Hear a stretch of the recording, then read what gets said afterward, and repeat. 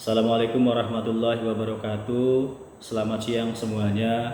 Pertama-tama yang saya hormati Ibu Bernadette Detiku Sumardiana Dewi sebagai dosen guru pembimbing dari mata kuliah Manajemen Komunikasi Proyek, dan juga kepada rekan-rekan mahasiswa yang saya hormati dan saya cintai. Di sini saya akan membahas dari mata kuliah Manajemen Komunikasi Proyek tentang hasil keluaran dari perencanaan manajemen komunikasi. Yang pertama-tama yang akan saya bahas adalah tentang pengertian manajemen komunikasi. Yang pertama, menurut Farag Diwan di tahun 1999, manajemen komunikasi adalah proses penggunaan berbagai sumber daya komunikasi secara terpadu melalui proses perencanaan, perorganisasian, pelaksanaan, dan pengontrolan unsur-unsur komunikasi untuk mencapai tujuan yang telah ditetapkan. Yang berikutnya, menurut Lieber dan Berker, pengertian manajemen komunikasi adalah proses yang sistematis antara anggota organisasi dalam menjalankan fungsi-fungsi manajemen untuk menyelesaikan pekerjaan melalui proses negosiasi pengertian atau pemahaman antara satu individu maupun lebih yang bertujuan mencapai tujuan bersama. Yang B, manajemen komunikasi proyek. Manajemen komunikasi proyek termasuk proses yang diperlukan untuk memastikan bahwa informasi dalam proyek dibuat dengan tepat dan cepat, baik dalam segi pengumpulan, diseminasi, penyimpanan, dan disposisi. Hal ini menciptakan hubungan yang penting antara orang-orang, ide, dan informasi yang diperlukan supaya proyek berakhir dengan kesuksesan. Berikutnya, manajemen komunikasi proyek adalah pengetahuan yang menggunakan proses untuk menjamin ketepatan waktu dan kesesuaian zaman, pengumpulan, pendistribusian, penyimpanan, perolehan kembali, dan disposisi terakhir dari informasi proyek. Tujuan komunikasi di lingkungan proyek. Yang pertama, penyebaran arsip, status pelaporan, dan informasi yang lain atau mencakup riset dan statistik tentang proyek. Yang kedua, berbagi informasi sekitar keputusan mengenai kondisi dan informasi proyek. Yang ketiga, berbagi sekitar keputusan untuk tujuan memperoleh penerimaan dan kesanggupan untuk keputusan itu.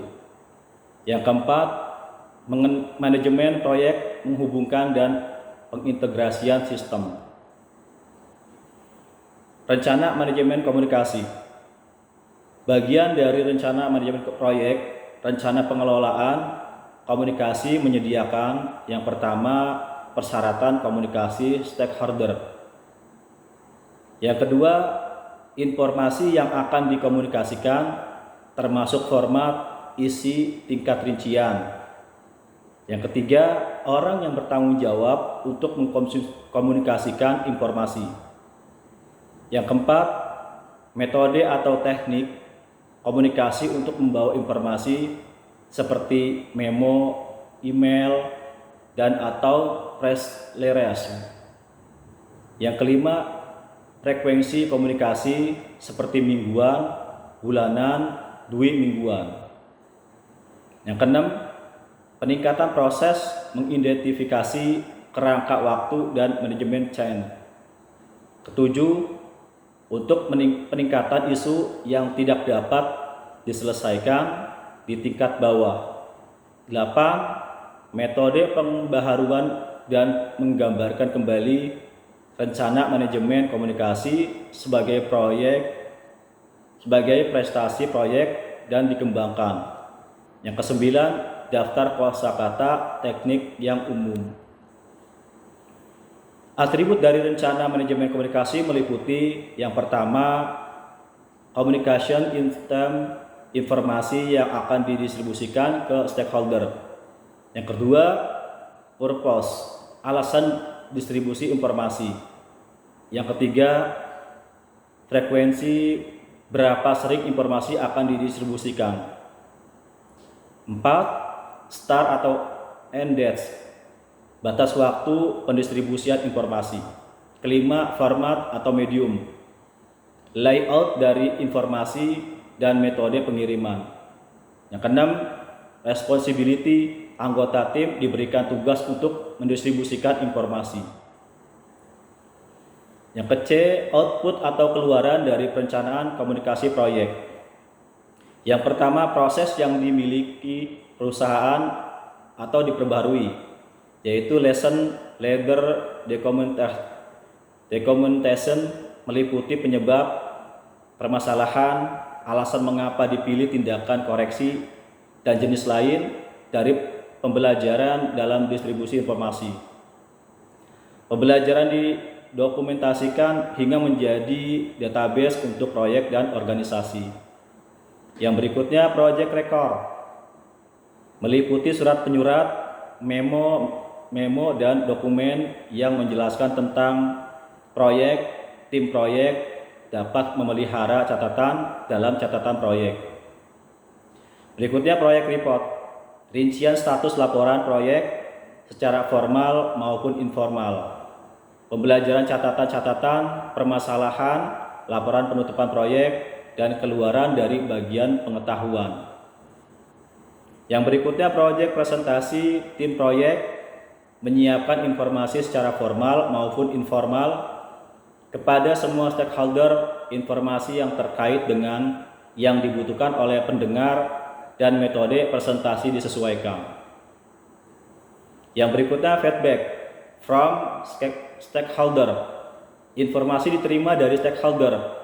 Sesungguhnya dengan operasinya, proses proyek bisa didistribusikan dan digunakan untuk mengubah dan meningkatkan kinerja proyek yang akan datang. Berikutnya, stakeholder notification, informasi mungkin disiapkan untuk stakeholder tentang penyelesaian masalah, persetujuan perubahan, status umum proyek. Yang kedua, permintaan perubahan. Perubahan proses distribusi informasi akan memicu perubahan dari rencana manajemen proyek dan rencana pengelolaan komunikasi. Permintaan perubahan atau penambahan, modifikasi, revisi terhadap rencana manajemen proyek dan bagian dari rencana ditinjau ulang dan disposisi dikelola melalui proses pengendalian perubahan terpadu. Inilah hasil dari keluaran dari perencanaan manajemen komunikasi dengan daftar pustaka berikut ini. Sekian dan terima kasih. Semoga apa yang saya sampaikan bisa bermanfaat. Lebih dan kurangnya saya mohon maaf. Wabillahi taufiq wal hidayah. Wassalamualaikum warahmatullahi wabarakatuh.